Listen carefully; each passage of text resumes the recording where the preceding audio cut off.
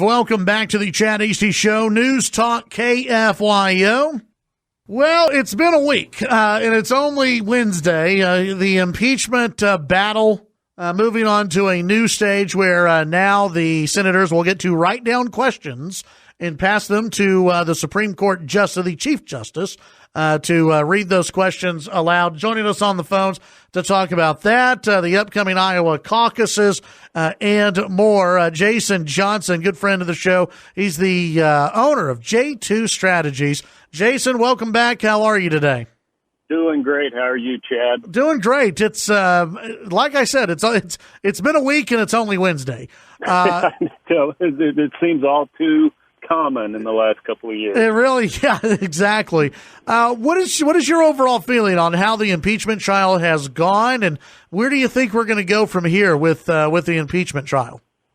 You bet. Well, I think under the circumstances that we really are in a situation where let's wrap it up. Yeah. I mean, this thing is so old. I've been looking at polling, Chad. Look at the ratings. Nobody's watching. Everyone's over it. I don't know if you saw where David Axelrod, Obama's former chief strategist, talked about the fact that he went to a Democratic voter focus group in Chicago last week, and he sat and listened, and he said it was 80 minutes into a Democrat voter focus group before they even mentioned impeachment. Wow. So everybody's over it. Yeah. Well, it seems like everyone's over it, but, Jason, we started hearing last night that Mitch McConnell may not have the votes from the Republicans to stop a call for witnesses. Yep, saw that, and I think it's very interesting if you look. You just, on your lead-in, they're about to do their written questions to the Chief Justice, which I think is special. Anytime, you don't hear senators talking, it's usually a good day. But when are they holding the vote on witnesses, Chad? Friday. Yeah. Friday. The very end. Something I learned a long time ago about that town is the most powerful thing that you have when you want something is to hold it for the weekend. And I can't say I blame them, but there's nothing that they hate worse than being held over in that town on the weekend. I think that if I had to predict, we're probably not going to see witnesses, one, because they're holding it to the very end, and two, because you've had most of the Republicans, and I think even Mitt Romney has said, look, if we hear from Bolton, we need to hear from X, Y, or Z, like Biden. And clearly the D's don't want that. And I think there's a lot of R's that don't want that.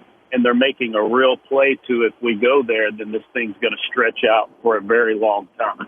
Jason, and it likely would. Yeah, and Jason, haven't there been some rumblings maybe that even some of the Democrats don't want witnesses, that the Democrats are ready to wrap this thing up, and maybe even some of the 2020 Democrats are ready to wrap this thing up and get back on the campaign trail?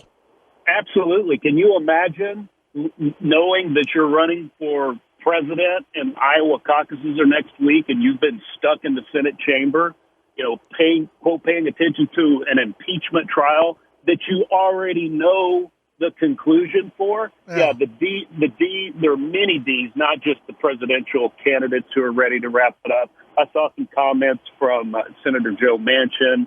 It seems like even Kristen Sinema out of Arizona.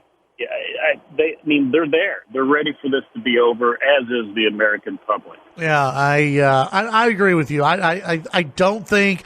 I think people like Senator Cruz. I think he is chomping. I think there's part of him who really wants Hunter. He really. Oh yeah. He really wants him there. But I just don't think we're going to get there. And it's something that I've been saying this entire time, which is you're winning. You're winning. Yep. You can it's time just to run out the clock, take the knee, take victory formation, and walk off the field. That's exactly right. Look, the raw political animal in me would love to see Biden as well, but you're right. The smart play here, take a knee, run out the clock, and then go out, which I know the president will do in his State of the Union, and lay out this just dramatic contrast. I keep thinking about the simple fact that when Pelosi held the vote in the House on the articles of impeachment, said it had to be done, has to be done now. You had multiple members of the House saying that this president is a clear and present danger to our national security. Then they sat on it for a month. And during that time, President Trump goes out and eliminates the number one terrorist in the country. I mean, that contrast, along with getting the trade deals done and all the other accomplishments, I mean, it just paints itself. And we've got to go out and make that case, in addition to the fact of how radical the left has become, so that we can get the House back and keep Trump in the White House in 2020. So the sooner we shift gears and get to that, the better we are. Yeah, absolutely. Visiting with Jason Johnson here on the Chad Hasty Show. Jason, Monday is the Iowa caucuses. What do you anticipate happening on Monday? If I tell you, you've seen the polls. I'm sure you've talked about the polls. It's tight, but consistently the Burnster, Bernie Sanders, the only socialist in the crowd who's willing to admit he's a socialist, is leading. And the thing about Iowa, I don't know, but I do know this, having gone through the caucuses, organization matters. The passion, the intensity of your supporters matters. And Sanders has both of those things going for him. And I also think that he is benefiting right now from what was clearly a hit job on him from CNN in that last debate. Yeah. And, Elizabeth Warren refusing to shake his hand, playing the woman card, trying to say he's a sexist. It's played right into his hands. It's so easy for his supporters to say, look, they screwed Bernie in 2016. They're trying to do it again now. So we've got to get out and caucus for him on caucus night. And the real issue becomes how far down the pack is Joe Biden? I mean, you haven't had a Democrat nominee for president since 2000 who didn't win the Iowa caucuses. And it does not look like he'll win the caucuses next week. It doesn't look like he's going to win New Hampshire. The first state it looks like he can win is South Carolina. And while it's soon, it's many a moon from now in terms of political campaign. Yeah, we're talking about a month out from South Carolina, yep. and so much can happen within a month. I mean, we've seen Pete Buttigieg go up and lead in Iowa and then come crashing down within a month. I mean, a lot can happen in these states just within a couple of weeks. Absolutely.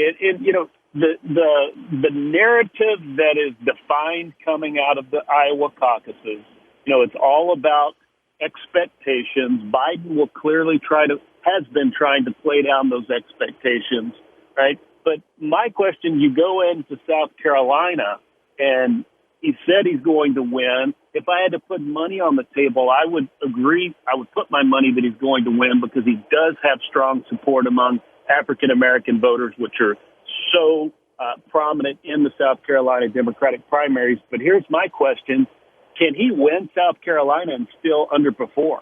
Yeah. In other words, does he limp across the finish line? Because all of the polls up to this point, if you extrapolate and go to Election Day, there's no excuse for Joe Biden not winning by 20 to 30 points in South Carolina. And if he doesn't do that after losing Iowa, New Hampshire, Nevada, there's a very good case that he's dead man walking. The Democrat establishment, they do not want Bernie Sanders. And there are numerous articles that have been coming out that they do not want Bernie Sanders. Can they, if he wins Iowa, if he wins New Hampshire, he's leading in California right now for Super Tuesday. Can they stop him? It's going to be mighty tough. It's going to be very difficult. I mean, look, if you look at the way the rules are set up to have, you got to get 15% of the vote, right, in order to be allocated delegates. And you look through all of those states in the South, but people tend to think, well, Bernie's not very strong in the South. And it's true, he's not as strong, but everything's relative. Compared to who? I mean, if he comes out, he wins Carolina, and his organization on the ground through Super Tuesday states, it is absolutely possible that he comes out of Super Tuesday in a, if not dominant, then very strong lead horse position.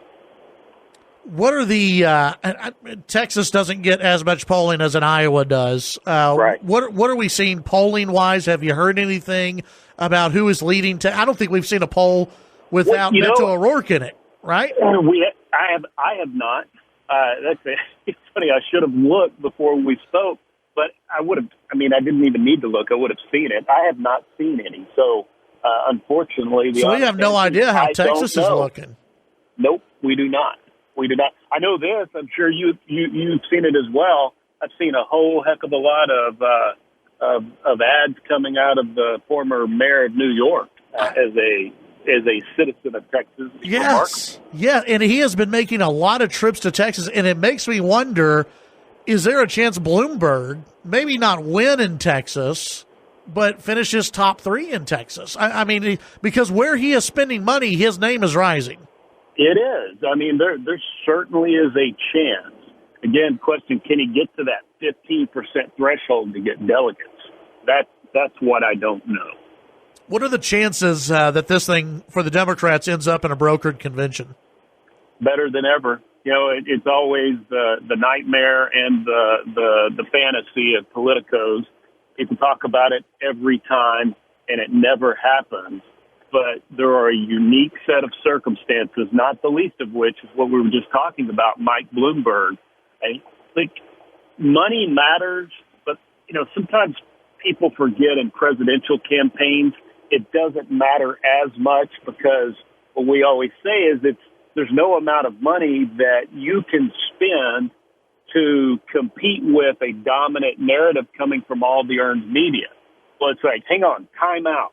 We've never seen anyone spend the kind of money that Michael Bloomberg is spending.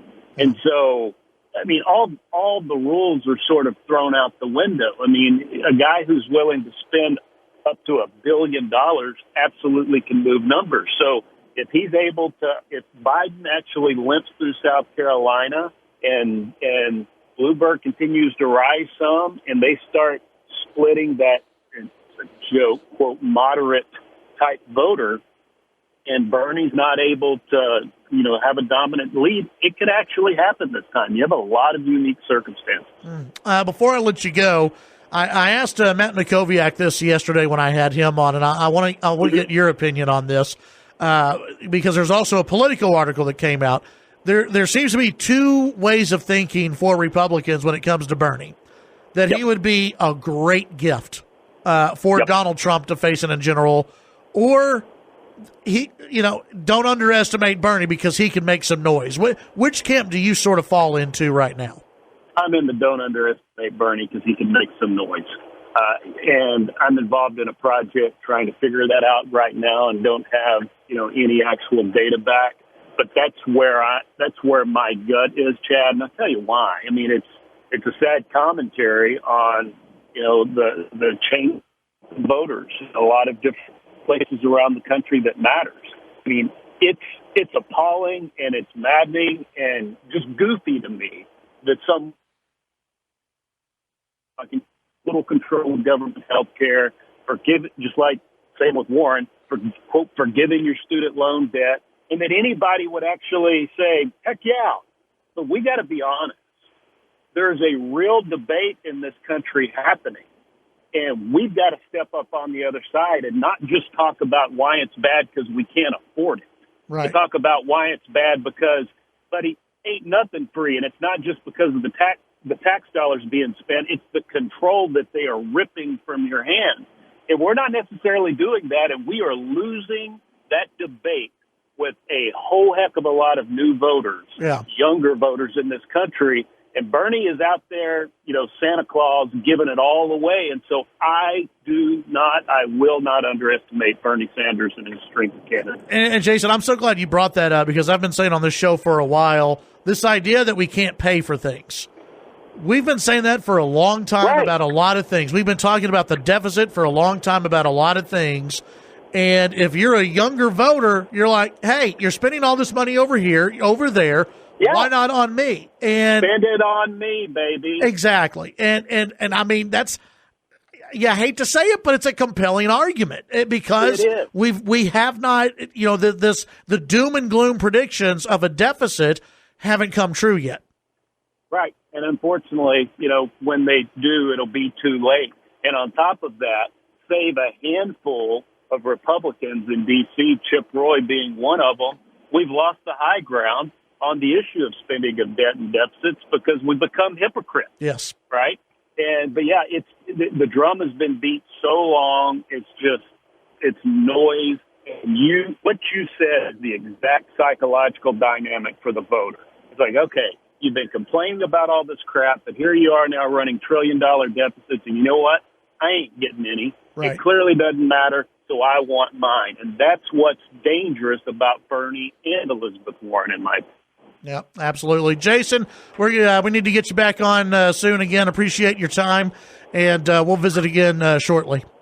Yes, sir. Thank you. That's Jason Johnson, owner J2 Strategies. You can also follow him on Twitter at Jason Johnson, Jason S. Johnson on Twitter.